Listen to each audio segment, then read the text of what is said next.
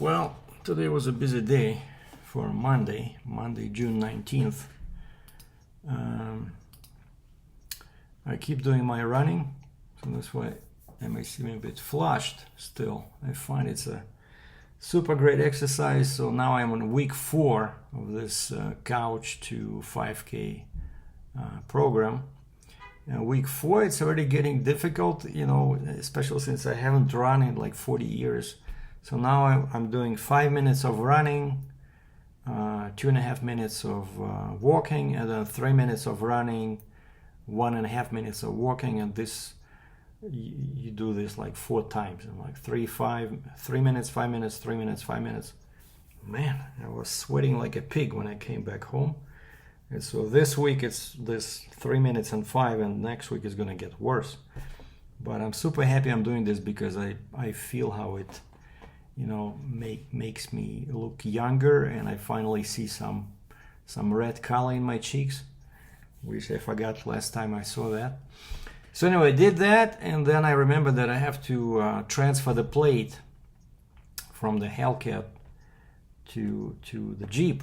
So I drove over to the registry, or DOT, stood up in lineup, and actually now it's pretty nice. They renovated the inside. There's so many windows there, probably like 14 windows, but I think only five clerks were present. And the lineup at 9 in the morning when it just opened, I probably was there was like 19 people ahead of me, but it was moving pretty fast. Like, these guys are very, very efficient. So I was out of there at 9:15.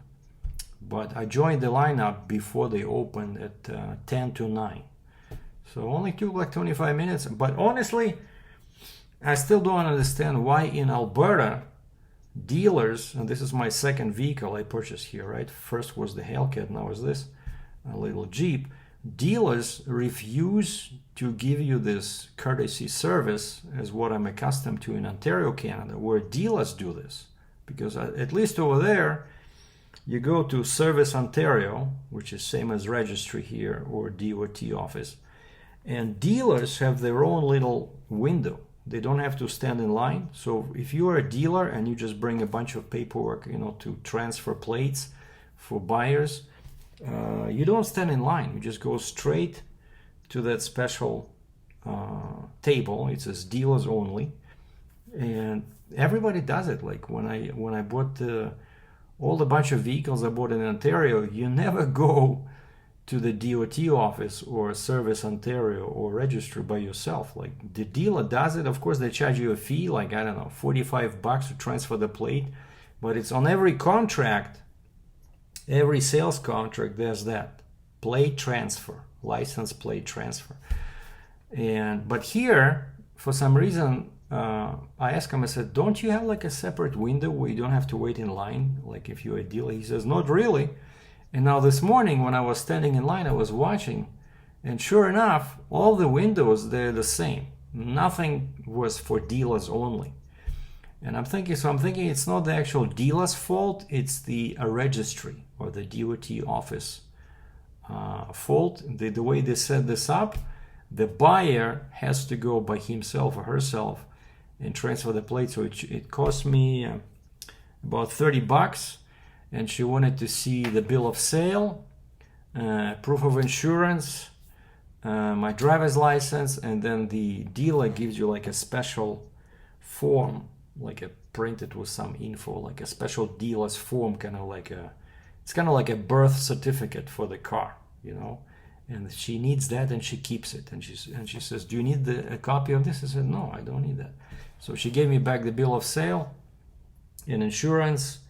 And of course, she wanted to see the old ownership, or what's known as the US as a title. So I gave her the ownership, and I said, yep, now we're just changing to the Jeep Compass Trailhawk. And so I paid like $30, and she gave me back that ownership. And then I drove over to Starbucks, was trying to get a hold of that guy in Cambridge that wants to buy my forklift, right? He said he will look at it Thursday last week. Never heard from him. Then finally Friday he says, oh man, I worked 20 hours yesterday. Didn't have a chance. I'll look at it tomorrow. which is like Saturday. So okay, so I keep sending him my cell phone, like, because all I have is just his Facebook messages. I cannot even call him. But I know his name, first name, last name, and I know that he has a shop right inside that storage facility. They're renting some industrial space in there, and they have their own shop right inside. So he's like around the corner from my machine. And so Saturday, nothing. I sent him a message Saturday night. Any news for me? Nothing. Then Sunday, I sent him a message. Nothing. Monday, today, I sent him a message. Okay, have you had a chance to look at the machine? And the guy finally answers. He says, I'm on my way there now. I said, okay, please let me know. Here's my cell number again. Please text me when you look at it, right? Because I said, Facebook messages, they take forever. Will do. That was at 9 in the morning. Now it's 2. Haven't heard from the guy. I just messaged him again. Any luck? Have you seen the machine? Because I have another guy who's offering me $500 more, and this guy is a trader. Like he sent me pictures. He has a forklift shop, and basically his job is he buys these older forklifts, restores them, refurbishes them, and then resells them. So he's offering me 5,500 Canadian only, but it's still better than what this guy is offering. That one is only good for $5,000. So basically, I'm losing money on this. And but if this trader is offering 5,500, that means that he plans to sell it at a higher price, right? Because he's a trader. He sent me a picture. He says, we run a forklift shop where we repair them and fix them up. And so I know that if I had if this forklift was here, I could have sold it, easier. Because I've been getting messages from Ontario from a lot of people that wanted to see it. They don't want to pay unless they see it. And as I explained before, right, so I cannot let them come in, even though there's no padlock, it's just a gate code, but the storage facility does not allow owners to disclose the entrance code, for security reasons. They say you must accompany visitors. And so I cannot fly over there like 3,500 kilometers every time somebody wants to see it. That's one thing I didn't think through. But originally when I got this machine, right, I didn't want to pay $5,000 or $6,000 to move it here. But I'm not going to make this mistake again. So basically next time, when I buy something from an auction, it's going to be auction in Alberta, right? So I'm going to pay somebody to bring it here, find a storage place so that I can, if somebody emails me or texts me, can I see it? Sure enough, I just jump into my Jeep, drive over to this place, show him the machine, So if I was in Ontario right now, I could have sold this 20 times, honestly. If not at the price I wanted, but at least better than what I'm dealing with now. And I still have a contract from the auction, right? They allow me to relist it at the same auction, but there's a fee, right? So they charge fees both from the buyer and the seller, and I would have to pay for the carrier and probably a wrecker, right? Because that machine is now stuck in the sand. And so it definitely does not make sense to sell it through the auction because there's much more expenses and there's no guarantee that it will sell at a higher price than what I'm getting offered right now. And then I got an email from Steven, the Chrysler sales guy. He says, hey Sergey, I have a check here for you for $100, and I have that window sticker that you wanted. He says, and we also need from you, we need a copy of this new ownership. He says, have you transferred your plate to the new Jeep? I said, yes sir. And he says, you have the new ownership? I said, yeah. And so I drove, we agreed for like 11:30. I drove over there and he took a copy of my ownership or title, and he gave me a check for $100, and he gave me a copy of the window sticker. And the $100 that's basically when I was buying the Hellcat, right? They promised me the sales guy said he'll pay his own money for a tank of gas, but I was stuck there in the snow, right? So I was waiting for the tow truck. It was getting late. It was like 7 o'clock at night, and he wanted to get to his family. I said, you know what? Don't worry about it. I said, I'll pay my own money, and then maybe you can reimburse me. And so they issued a check, but for some reason I never received it in the mail. And when I was sitting there in the lounge, during the negotiations, they were saying, hey, our records still show that nobody cashed this check. I said, yeah, I never saw it. I know Steven told me that there was a check, but he only showed me like a copy of what they sent me. And so now they reissued it, and then I went to my bank and I posted it, so I made $100 today. And then as I'm driving towards this dealership, I called my buddy from Nisku, and we're talking about this, and I said I'm going to the dealer to give him the copy of the ownership and pick up the check. And he says, oh, I see your Hellcat is already listed on their website. I says, you kidding, right? I said, you kidding, right? He says, no, I can see it's your car because it says 22 Dodge Challenger Hellcat. It's blue, and it says 3,000 kilometers.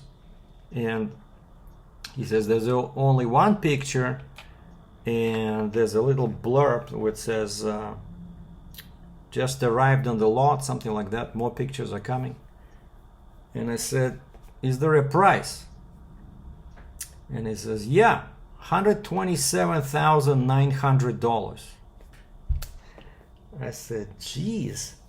So these guys would not give me, when they offered me $95K, right? Of course, all dollars are Canadian. They offered me $95K, then I said, okay, how about 100? They said, okay, how about 99.7? But then on the bill of sale, I still see 95, right? So I argued with them for like 2 hours. They said, well, we're giving you 99.7. It's just we have to show it like this because you're getting a tax credit.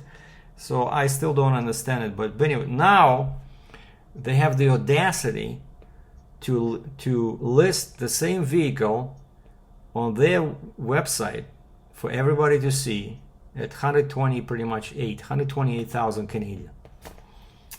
And so I was pretty upset, when I walked in, and I said to Steven, I said, did you see the listing with my car? You guys already put it up. And he says, really? No, that's not me. I don't know about this. And then as we're talking, he pulls up his website and he finds my car right away. I said, yeah, see that? 128 grand. And he says, well, it's not me. I'm not sure who's selling it. And which is funny. I'll explain why in a second. But he says, just because we listed it for 128,000 doesn't mean that that's what we're going to get. And I said, guys, I want a part of this, right? Because you took my car for $95,000. I don't care about the tax. And now you're trying to get 128,000. So I said, I want a percentage of that profit, right? So we both laughed at that. Of course, nobody's going to give me any percentage. But man, I said, you guys are so greedy, And he says, oh, but we have another brand new Hellcat coming, which is like red, the same they had before. Brand new red Challenger Hellcat, regular body.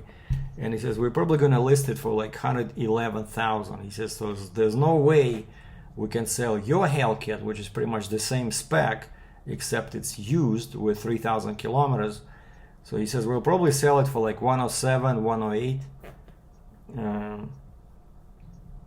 So yeah, like I read somewhere online, they're saying that most dealers are looking to make about $10,000 on a used car, like 10%, right?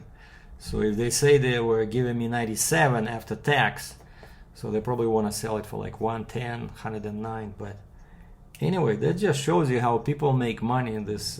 They make a lot of money with used cars. I think they make a lot more money with a used car than with a new car. So anyway, and then he gave me the check, and I'm driving back, and I called my buddy again, who gave me this tip on the Hellcat. And I told him that. I said the sales guy says he does not know who's selling it. And my buddy, as we're talking, he goes online and he says, wait, right there at the top it says call Steven. You know, want more information, call Steven. He says it's right there on the website. So I'm not sure why he lied to me about this, but his name is right there. So 128 grand for my Hellcat.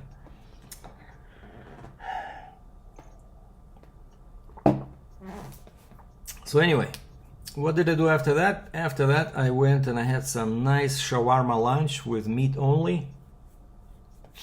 And then I drove home, and I'm still waiting to hear from the from a potential forklift buyer. And while I'm waiting, I texted this other guy who was offering me $5,500, but he didn't reply yet. He probably lost interest too. And actually, I messaged a couple of guys who were asking me to see the machine, right? I was thinking maybe I should just fly over there, you know, like pick one day of the week and tell all these potential customers, you know, hey, I can show you the machine, let's say this coming Thursday. If you're interested, let me know. But out of like 10 people I messaged, I got 2 replies. One guy says, sure, let us know what time. And the other guy says, not interested. He messaged me before, is this available? Now when I say, yeah, I can show it to you Wednesday, Thursday, not interested. So, and then in other news, one of the stores, hunting stores I deal with in Ontario, is moving into a bigger facility, and they have a big sale on all firearms and ammo, and basically there's like a code you can use to get 15% off. And I'm thinking, okay, I have 2 guns, you know, what else I can buy? I want to get something with a bigger caliber, right? Like my Mossberg, it's only 2 3/4 inch shell, so I see they have a kind of like a clone of a Benelli M4, but it's, you know, made in Turkey. But reviews are pretty good. It's like $500, and now, no, it was like $579, and you get 15% off with their code. And it's semi-auto. It looks exactly like a Benelli, except it's, instead of $2,700 Canadian, it's $579. So I bought it. So it should come via UPS probably in a week or so.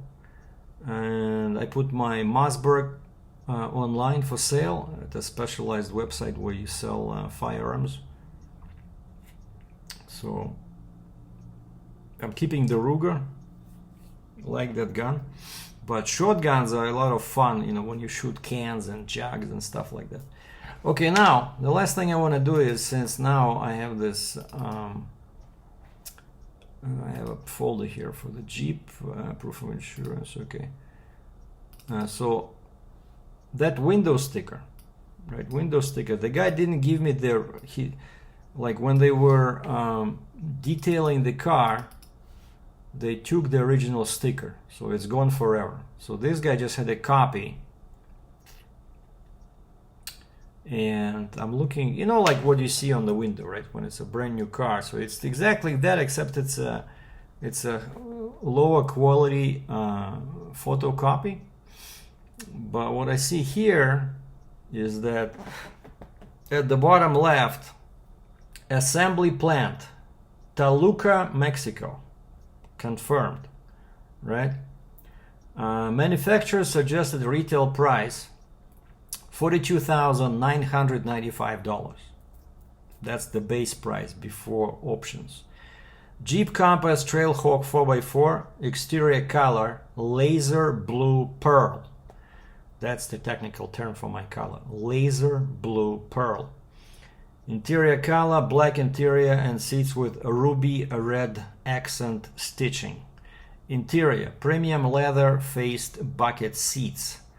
Engine 2-liter direct injection turbocharged engine with stop and start.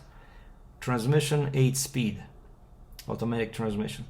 And then it, of course, lists all the features like select terrain, traction management system, Jeep clean air system, forward collision warning, active lane management system, park view backup camera, park sense rear assist, blind spot monitoring, pedestrian cyclist emergency braking, automatic high beam headlamp control, drowsy driver detection, electronic stability control, rain brake support, that's something new, rain sensing windshield wipers, hill start assist, hill descent control, all speed traction control, electronic roll mitigation, trailer sway control, off-road suspension, LED lights, automatic lights, electric park brake, transmission skid plate, fuel tank skid plate, transfer case skid plate, front suspension skid plate, foot activated open and go lift gate. Wait a second, I did not know about this. So I know you can open the trunk from the back with a key by double tapping that button there, or I know I can open it by pushing the button near the mirror, but turns out there's a button somewhere there near the probably brake pedal. Foot activated open and go lift gate. Okay, windshield wiper de-icer, front heated seats, 8-way adjustable driver seat, 2-way driver lumbar adjust, heated steering wheel, front and rear all-weather floor mats. I really love this when they give you all-weather floor mats with a factory, like on mine it says Jeep. Remote start system, keyless entry, push button start, dual zone climate control, second row USB AC charging ports, and front row USB type A and C. And steering wheel mounted audio controls, 7-inch color display, Uconnect with 10-inch display, Sirius radio, Google Android Auto, Apple CarPlay capable, garage door opener. Okay, and then there's only two options. One, that laser blue pearl color was $395 extra. And then they installed customer preferred package 29H, which cost $39.95, so pretty much 4,000 Canadian. And this customer preferred package, what it did, it added premium leather bucket seats, Trailhawk Elite Group, Trailer Tow Group, front ventilated seats, GPS navigation, a larger driver information display, 10.25 inch, lumbar support on the seats, premium tail lamps, driver seat memory, LED low high beam projector headlamps, LED fog lamps, adaptive cruise control, Alexa built-in, HD radio, wireless charging pad, 10.1-inch touchscreen display, 4G LTE Wi-Fi hotspot, but I think I have to pay for that, right? So if I want to have my own Wi-Fi hotspot inside the car, connected travel and traffic services, highway assist system, traffic sign recognition, Uconnect, 360 surround view camera system, 4-pin wiring harness, class 3 hitch receiver. And then destination charge is $2,095. And so the total price of the vehicle with all the options on the sticker is $49,430. Dealer may sell for less. And it shows the combined fuel mileage is 8.8 liters. So in the city it's 9.9 per 100 kilometers, and on the highway it's 7.4. And of course I got the 5-year 100,000 kilometers deductible powertrain warranty with 24-hour roadside assistance. So I don't know, I think it was a good deal. So this is it. So okay, let's see who's messaging me over there. Did this guy answer the potential buyer on text message? No. Did somebody send me an email on Kijiji? No. Facebook? No. Oh, I got an email. My Mossberg ad on Gunpost is approved. Your ad will be active for 90 days. Because, you know, I don't have 20 guns, right? So now I just, since I'm buying this semi-auto shotgun, I'm gonna sell this pump action Mossberg. Just, I think it's a bit more fun with the semi-auto, you know. The problem is that in Canada, if it's a semi-auto firearm, they're limited to 5 rounds only, whereas with the pump action, there's no limit. And my Mossberg 590M, you can get a magazine for like 5, 10, 15, 20, right? So they're not limited pretty much. Whatever the manufacturer is offering, you can get that. But as soon as you switch to a semi-auto, that's it. 5 maximum. Except over here, if you're buying a rifle, which is like more like a pistol, because it's using, let's say, 9mm ammo, the limit for pistols is 10. So if it's a semi-auto pistol, max you can get in the mag is 10 rounds. And so if you're buying a rifle, even though semi-auto rifles, like real rifles, are limited to 5 rounds, but if it's a pistol ammo caliber, they allow 10. Because I was looking at this Kiyama 9mm rifle, and it was like $600 or $700. And it takes Benelli, I think, no. It takes some kind of a pistol magazines, and so you can get 10 or more, you know. So anyway, those are my news.